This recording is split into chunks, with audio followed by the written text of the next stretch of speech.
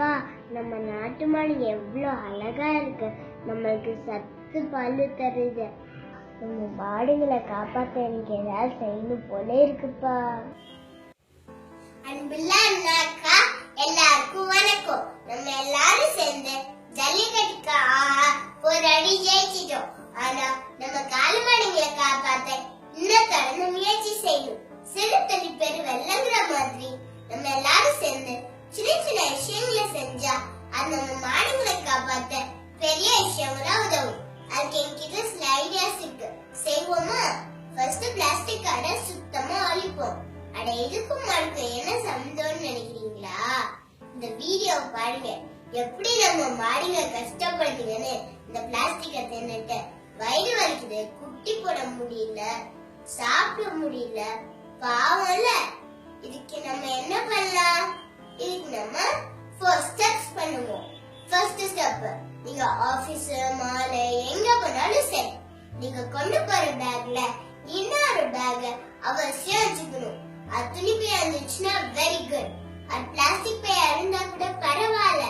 ஆனா எங்கேயும் எந்த கடையிலையும் பிளாஸ்டிக் கவர் வாங்க கூடாது. இப்போ செகண்ட் ஸ்டெப், கல்யாணம் ஆகாத அண்ணாக்காக்கு இந்த இன்ஸ்ட்ரக்ஷன். ஆபீஸ்ல இருந்து டயர்டா இருக்குதுன்னு உங்க வீட்டுக்கு பார்சல் வாங்கிட்டு போகாதீங்க. ஹோட்டல்ல சாப்பிடுங்க. இல்ல பார்சல் தான் வேணும்னா ஒரு சின்ன டிஃபன் செட் வச்சுக்கோங்க. இப்ப கல்யாணம் ஆன அண்ணாக்கு இப்ப உங்க வைஃப் பார்சல் வாங்கி சொன்னாங்கன்னா நீங்க என்ன பண்ணுங்க? செல்லக்குட்டி பார்சல் வாங்கியா ஆறிடும், ஹோட்டல்ல சாப்பிடலான்னு சொல்லுங்க. இப்ப தேர்ட் ஸ்டெப், வீட்ல வீக்கெண்ட்ல நான்வெஜ் வாங்க போது அண்ணாக்கா ப்ளீஸ் இனிமேட்டு வெறும் கை ஆட்டிட்டு போகாதீங்க. இந்த மாதிரி ஒரு டப்பா எடுத்துட்டு போங்க. அப்புறம் முட்டை வாங்குறதுக்கு ஒரு கூடையில சாஃப்டான துணி எடுத்துட்டு போங்க. இல்லாட்டி முட்டை பாக்ஸ்ல வச்சு எடுத்துட்டு போங்க. இப்போ ஃபோர்த் ஸ்டெப், ஆயில், பூஸ்ட் இந்த மாதிரி அவசியமான திங்ஸ் வாங்க போது சின்ன சின்ன பேக்கெட் வாங்காதீங்க, பெரிய பேக்கெட் வாங்குங்க.